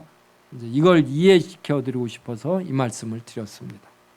이제 페이지를 넘겨서 36문, 은혜 언약, 이게 논리적으로 연결되잖아요. 인간론 말미에서 은혜 언약에 대우고, 은혜 언약에 대해서 다루고, 그래서 이 은혜 언약에서 언급된 그리스도 중보자에 대해서 이제 다룹니다. 36문 묻고 답하겠습니다. 은혜 언약의 중보자는 누구십니까?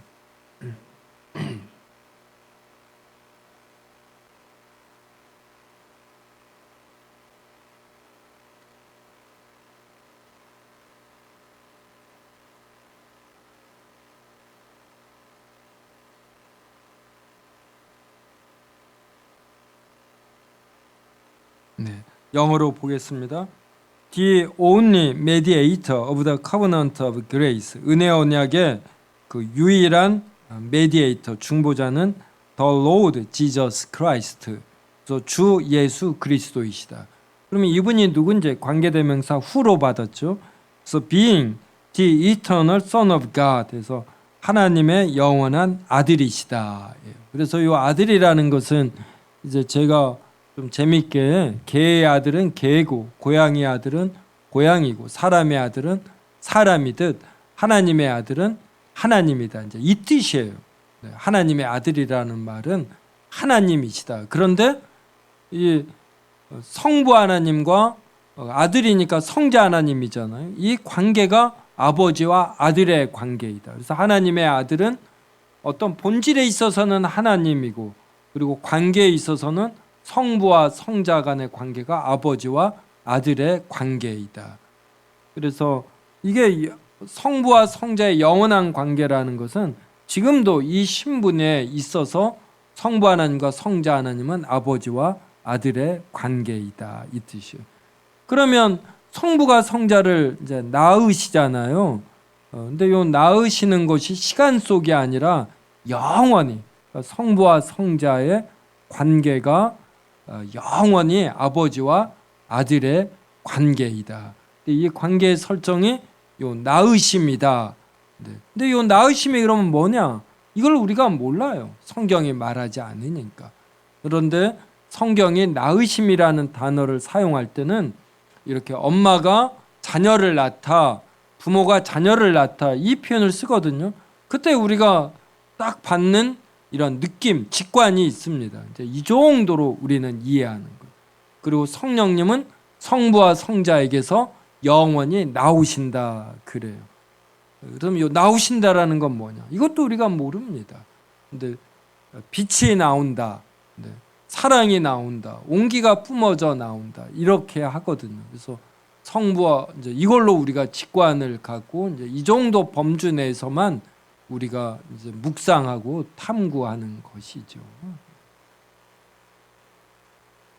그래서 who being the eternal son of God이고 그다음에 of one substance 이게 substance가 실체, 본질 이렇게 번역이 됩니다.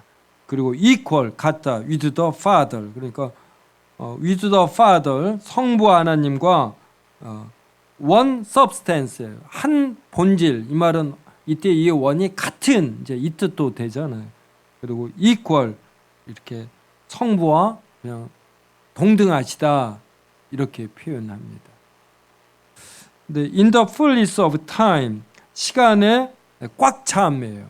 그래서 이걸 번역을 했는데 저는 번역이 아주 짧다 생각합니다. 때가 참해, 때가 참해. 저는 이제 이런 말들이 이해가 안 됐어요. 때가 참해. 그러다 이제 27에서 이게 하나님의 주권이구나. 우리는 잘 모르죠. 근데 하나님의 주권 속에서 하나님의 가장 지혜로운 때에 바로 지금으로부터 이제 2000여 년 전에 하나님이 사람이 되신 거예요. 그래서 became man 이렇게 하나님의 영원하신 아들이 하나님이 사람이 되셨다.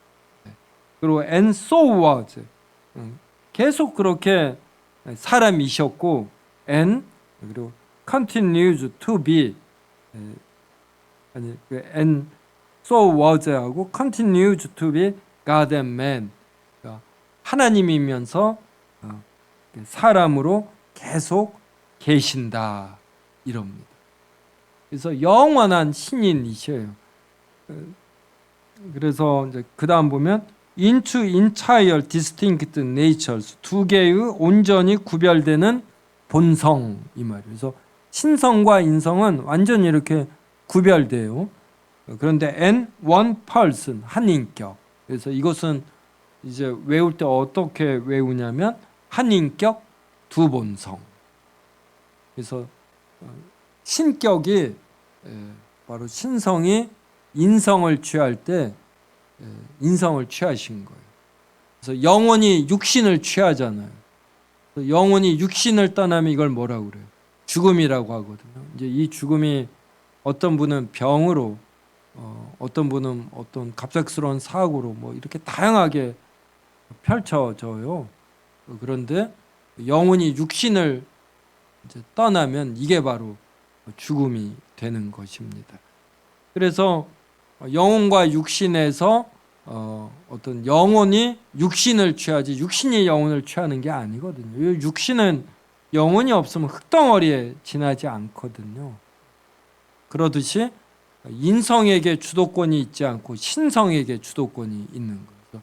신성이 인성을 취하시어 요 신성을 계속 유지하면서 요 인성이 이제 결합이 됩니다. 한 인격으로. 근데 신성과 인성은 너무나 차이가 나요. 그래서 절대로 합성, 혼합, 변질 이것이 되지 않고 그리고 분리되지도 않아요. 우리가 이런 내용을 알아도 인생의 어느 때에 특별히 뭐 부활 감사 주일이나 그런 때 깨달음이 있잖아요. 이제 저도 이런 교리를 알면서도 이제 십몇 년 전은 이제 예수님이 승천할 때 이 육신을 갖고 승천하신 거예요. 그게 얼마나 은혜가 되던지. 예수님은 한 번 취하신 인성을 버리신 적이 없어요. 그럼 예수님이 인성을 취하고 버리시지 않았다라는 건 요 인성이 요 신성에 어울릴 만큼 영화로워진다. 이 뜻이 되는 거예요. 그래서 예수님이 죽으셨다 부활하실 때 그 인성이 영화로워졌습니다. 그리고 승천할 때 더 영화로워지는 거예요. 이것은 예수님은 우리를 대표하잖아요. 예수님의 인성은 우리를 대표하는 것이거든요.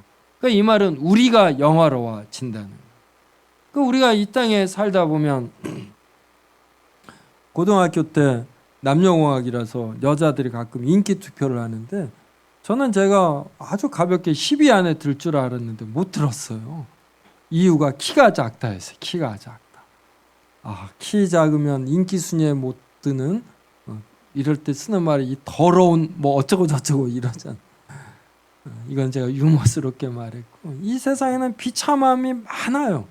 지금도 이란과 이스라엘과 미국이 전쟁을 합니다. 우크라이나와 러시아가 전쟁을 해요. 이걸 보니까 1950년 한국 전쟁 때 미국은 우리는 생사가 걸렸어요. 미국은 그때도 다 메이저 리건이 다 돌아간 거예요. 미국은 잘 돌아가면서 한국에선 전쟁이 일어나고 이러는 것이에요.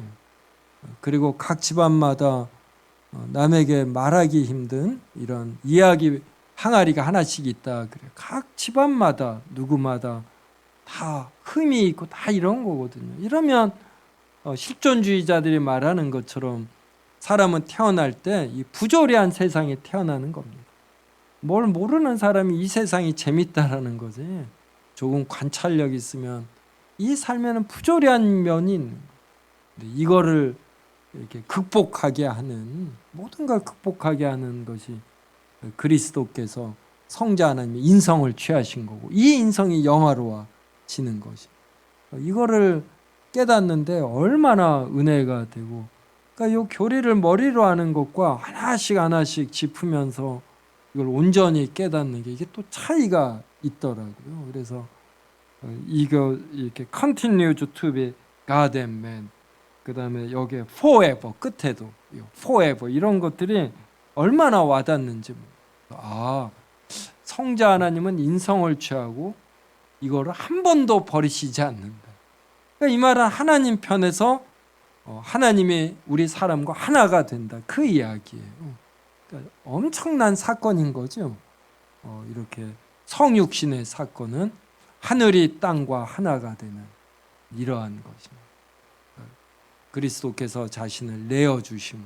그래서 우리가 사는 곳에서도 제가 회의 같은 데서는 말 잘 안 하는 게 회의에서 올바른 걸 드러내는 것도 중요하면서 결국은 보면 희생과 사랑이더라고요. 얼마만큼 덕을 이렇게 베푸는가 이게 참 중요한 거더라고요. 그래서 우리가 교리 공부할수록 더 이렇게 사랑, 덕, 이런 지혜 이런 것이 풍성해져야지 됩니다. 그러니까 여기까지 나갈 때 교리 공부가 된 것이에요. 이것 없이 교리만 아는 건 이렇게 똑똑한 사람이면 제가 보니까 개옥주에 관심 갖는 이제 전도사 때부터 이렇게 보면 한 2, 3년이면 돼요. 기독교 강요, 바빙크의 개혁 교약 이거 충실히 읽으면 어느 정도 개옥주의 교리 압니다. 근데 이게 이제 내재화 되기까지 10년, 20년씩 시간이 걸리는 것이죠. 자, 그래서 300쪽으로 가면은 이제 그 사람이 하나님에 대하여 믿어야 할 바, 서론신론, 인간론, 기독론 나오고 요 기독론이 그 밑에 보면 36문서부터 이렇게 나옵니다. 그래서 이거는 살펴보시고 391쪽에서 은혜 언약의 유일한 중보자. 그래서 서로 대립 또는 적대 관계에 있는 사이에서 화해와 일치를 얻게 하는 자, 여기를 중보자라고 합니다. 그래서 아담이 죄를 지으면서 하나님과 사람은 화목의 관계가 아니라 이런 적대적인 관계, 대립의 관계가 이제 법적으로는 된 것이에요. 하나님은 그 마음에 있어서 적대성이 없지요. 근데 이 법적인 관계를 이제 해결해야지 됩니다. 그래서 성자 하나님이 사람이 되셔서 바로 아담이 짊어져야지 되는 이런 죄값, 이것을 이제 그리스도께서 담당하십니다. 그러면 아담의 것을 담당해야지 되니까 아담과 같은 사람이 되어야지 되는 거예요. 그래서 성자 하나님이 사람이 되십니다. 그래서 신성이 인성을 취하시거든요. 그러니까 이 신성으로서는 하나님 편에 서고 취하신 인성으로는 이런 사람 편에 이제 서는, 그래서 완벽한 중보자가 되시는 거예요. 그래서 392쪽 위에서 7째 줄 보면은 사람들은 어려움에 빠진 이에게 도움을 줄지언정 그 사람 자체가 되어 그 어려움을 대신 모두 감당하고 해결된 상태를 그 사람에게 주지 않는. 그래서 이러한 신이 사람이 되는 개념은 다른 종교에 없어요. 그래서 모슬렘들이 우리나라에서 전도하면서 이 책자를 만들었거든요. 거기에 예수 그리스도는 성경에 의하여 신이 아니다, 이것을 증명하는 이 소책자를 만들어냅니다. 그때 성자 하나님이 사람이 되었으니까 사람의 모습들이 나오잖아요. 그래서 배가 고프면 드셔야지 되고 피곤하면 자야지 돼요. 이런 것들만 전부 모아놓고서 신이라면은 어떻게 이럴 수가 있느냐, 이렇게 말을 하는 거예요. 그러니까 모슬렘이 이걸 이해하지 못하는 거예요. 하나님이 사람이 된 것. 이게 이렇게 정말 신비한 개념인 것입니다.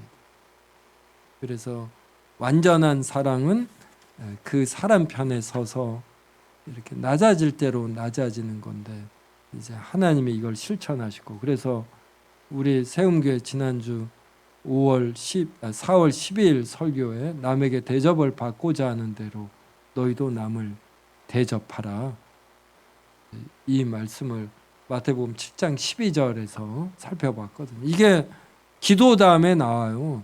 구하고 찾고 두드리라. 이제 이렇게 하면서 마지막에 이게 나와요. 그러니까 너희가 하나님의 뜻대로 살다 필요한 것이 있으면 두드리고 찾고 구하라. 그러면 하나님이 응답해 주신다. 그러니까 이것을 믿고 너희는 하나님의 말씀대로 살아라. 이걸 요약한 것이 남에게 대접을 받고자 하는 대로 너희도 남을 대접하라, 이거였어요. 이제 설교를 하고 나니까 제가 저도 주일, 월요일, 화요일, 오늘까지도 계속 이 말씀 생각하면서 어디 사람들 있는 데 갈 때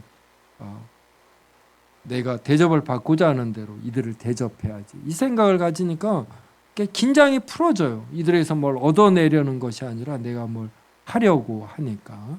그러니까 이런 식의 묵상, 이런 식의 시도를 통해서 우리가 점점 더 거룩해지는 것이 아닌가 생각을 합니다. 때가 참에 사람이 되심. 요 이야기 갈라디아서 4장 4절에 때가 참에 하나님이 그 아들을 보내사 여자에게서 나게 하시고 율법 아래 나게 하신 것 할 때 요 때가 참에 하나님의 주권적인 지혜로운 어떤 시기를 뜻합니다. 그 다음에 한 인격 두 본성, 이것이 그 394쪽 맨 뒤에 한번 보셔요. 결합의 원리가 육체가 아닌 영혼에 있듯이 신성과 인성으로 한 인격이 되는 그리스도에게서 결합의 원리는 신성에 있다. 성자 하나님께서 인성을 취하신 것이지 인간 예수가 신성을 획득함으로써 하나님이 되신 것이 아니다. 그런데 이제 불신자들은 이제 사람이 하나님이 되는 이제 노력을 통해서 이런 식의 사고들이 있죠. 그다음에 3번 한 인격 두 본성, 이거는 머리로 그냥 외워두시고, 그래서 마지막 문단 보셔요. 밑에서 열째 중에 이때 신성과 인성이 한 인격으로 분리할 수 없게 연합되어 존재하는데 변질이나 합성이나 혼합 없이 연합되었다. 그래서 이렇게 분리할 수 없음, 변질, 합성, 합성, 혼합, 요 네 가지가 한 인격 두 본성을 설명할 때 어떤 칼케돈 신경인가에서 취한 표현이에요. 그래서 요 네 가지 분리, 그 다음에 변질, 합성, 혼합 없이 요 네 가지도 기억해 두면 좋습니다. 지금 우리가 이런 접착제 있잖아요. 본드, 그 다음에 나사, 못. 근데 이러한 것들은 두 개를 결합을 하면 이 두 개가 그냥 고정이 되어 버려요. 근데 더 고도의 요 접착제가 뭐냐면 중력입니다. 중력.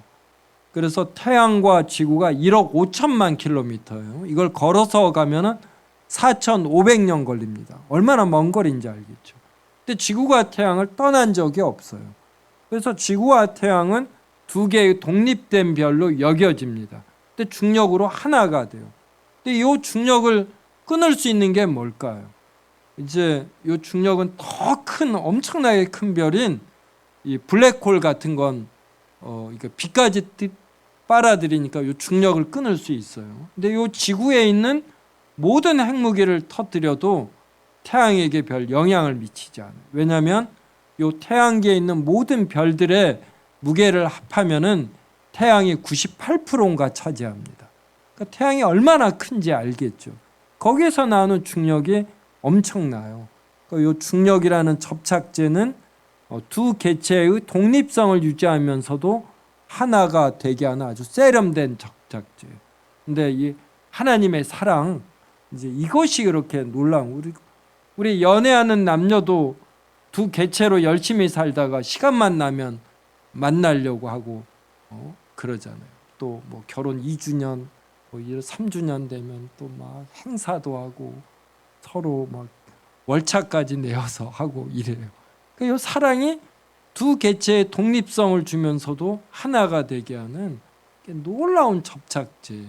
그러니까 이 사랑은 성경이 말하는 여러 주제 중에 하나가 아니라 사랑이라는 주제와의 다른 주제들이 전부 나열되어야 되는 아주 탁월한 중심되는 주제가 되는 겁니다. 그러니까 바로 그 예수님과 우리의 연합이 그러거든요. 그리고 신성과 인성의 한 인격으로 되는 것도 이 신비함이 이렇게 있는 거예요. 신비해요. 그런데 실제적으로 이렇게 되는 거예요. 그러니까 얼마나 신비한 건지 알 수 있겠죠. 그러니까 예수님과 우리의 연합도 그러고 신성이 인성을 취한 것도 그러고 영혼이 육신을 취하는 것도 그러고. 그래서 우리가 모르는 게 굉장히 많은 것이에요. 그래서 이렇게 신비한 게 참으로 많다. 근데 성경이 계시해줘서 아는 거죠. 이건 이제 이렇게 하시고 나머지는 제가 다 말을 한 것입니다. 네. 그래서 무한히 여기 396쪽 이것만 보고 마치겠습니다. 396쪽 위에서 넷째 줄 친성과 인성은 너무나 큰 격차가 나기 때문에 유한은 무한을 받지 못한다. 이게 바로 한인격 두 본성에서 나온 것이에요. 그래서 인성이 신성에 참여하지 못한다는 이제 이 뜻입니다. 그러므로 변질, 합성, 혼합이 없는 거예요. 신성이 인성으로 변질되거나 서로 합성되거나 혼합되지 않는다. 그래서 이제 유한이 무한을 받지 못한다라는 첫 번째 뜻은 이거고, 이것이 인식으로 가면은 유한한 사람은 무한한 하나님을 인식하지 못한다. 그래서 하나님이 계시해 주셔야만이 된다. 그래서 하나님이 이 계시를 위해서 우리에게 믿음을 내적으로 주시고 외적으로는 성경을 주신다. 이런 의미입니다. 그 다음에 공제설은 이제 제가 나중에 설명할게요. 그 루터파의 성찬론인데 이건 나중에 설명하겠습니다.